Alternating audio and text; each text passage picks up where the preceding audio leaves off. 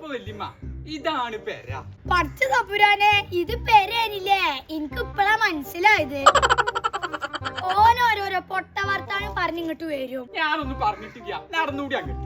ഇജി ഇന്നെ നടത്താൻ നോക്കണ്ട, ഞാൻ നടന്നോണ്ട്. ആയിക്കോട്ടെ വല്യമ്മ, നിങ്ങൾ ആദ്യം പോയി പെര കാണി. റബ്ബേ, ഏത് നേരത്താണാവും ഈ സാധനത്തിന് ഇങ്ങോട്ട് കൊണ്ടുവരാൻ തോന്നുന്നു. ഇജെന്തെങ്കിലും പറഞ്ഞോ? ഏയ് ഞാനൊന്നും പറഞ്ഞിട്ടില്ല, നടന്നുകൂടി ഞമ്മക്ക് പെര കാണുക.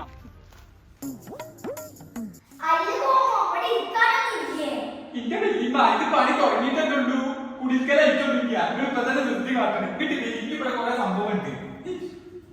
അപ്പൊ വല്യമ്മ ഇതാണ് തോണി.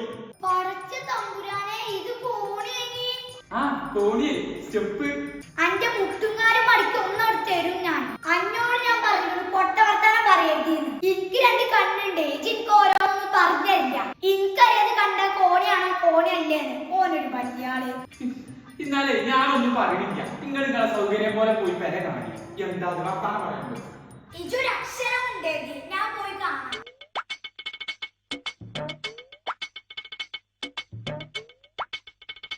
എന്തത് റോക്കറ്റോ? എന്തൊരു സ്പീഡ്!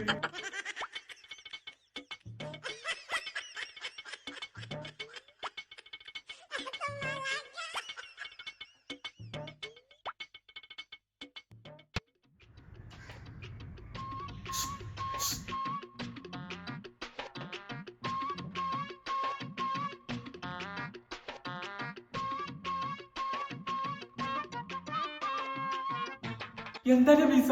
ഇങ്ങള് വല്യമ്മൂടെ അതാ പെര കാണുന്നുണ്ട്.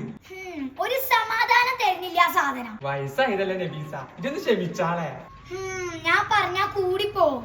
അല്ല നബീസ, ഇതിവിടെ ഉണ്ടായിനോ? ആ ഉണ്ടായിനു.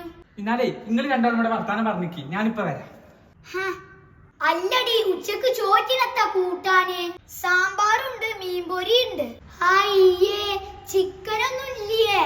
ചിക്കൻ പീടി പോയപ്പോ കോയാളൊക്കെ പറന്നു പോയി.